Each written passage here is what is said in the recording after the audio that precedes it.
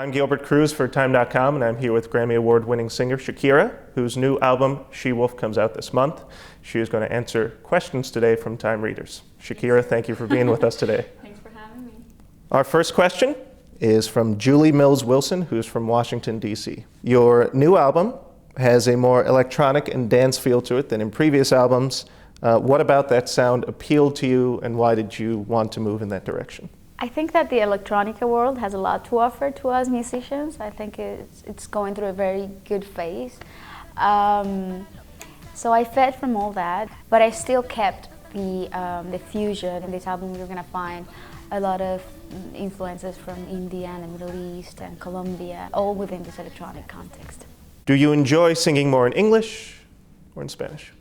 You know, they're both such different languages, and they both have different resources. I remember that when I started writing in English, I could barely speak the language, so I had to do it with the help of a dictionary.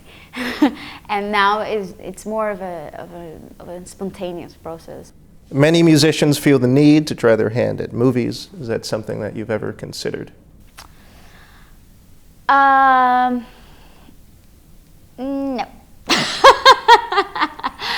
Actually, I don't know. I mean, I still debate about that in my own head, you know. So I'm not very sure if it's something I want to pursue, because I'm not really sure if I have a talent for acting.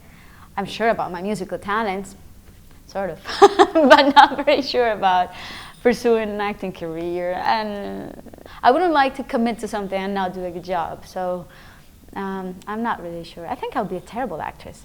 That's the truth. Our next question is from Haydn Hsin from Taipei City. Haydn asks, how did you get involved in the efforts to combat child poverty? When I was 8 years old, my dad went bankrupt and he lost his business, and our whole life changed so much because of this bankruptcy. And I was really upset about it. So they took me to the park where all the orphans live and sniff glue to deal with the tragedies of their own lives. And I remember this moment vividly because I think it was a turning point in my life and in my views of the world. And when I had my first big success, when I was 18 years old, a big international success, I decided to establish a foundation for children.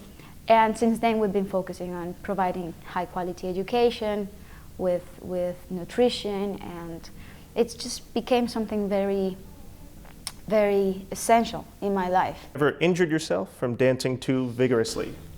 Yes, I have, actually many times. After the She-Wolf video, there was not one muscle in my body that didn't ache, you know, I was in so much pain. My neck usually. You have to sit in a warm bath afterwards. Yeah, Epsom salt, that's what they say, you know. Icy hot.